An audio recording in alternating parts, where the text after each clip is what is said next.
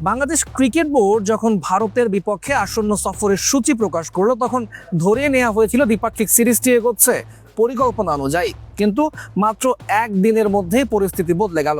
শনিবার জানা যায় এই সিরিজটি নিয়ে বড় ধরনের অনিশ্চয়তা তৈরি হয়েছে।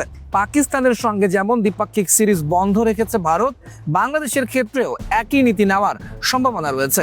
যদিও বিসিসিআই এখনো আনুষ্ঠানিক কোনো ঘোষণা দেয়নি, তবে বাংলাদেশের অভ্যন্তরীণ রাজনৈতিক পরিস্থিতি ও ভারত বিরোধী মনোভাবকে এই সিদ্ধান্তের পেছনের কারণ হিসেবে ভাবা হচ্ছে। ইঙ্গিত মিলছে ভবিষ্যতে আইসিসি আয়োজনে নিরপেক্ষ ভেন্যু ছাড়া বাংলাদেশ ভারত দ্বিপাক্ষিক সিরিজ নাও হতে পারে। খুব শিগগিরই বিসিবিকে বিষয়টি জানানো হতে পারে বলে নিশ্চিত হওয়া গেছে। তবে একটি বিষয় পরিষ্কার, এবছর ভারতে অনুষ্ঠিত টি-20 বিশ্বকাপে অংশ নিতে বাংলাদেশের কোনো বাধা থাকছে না।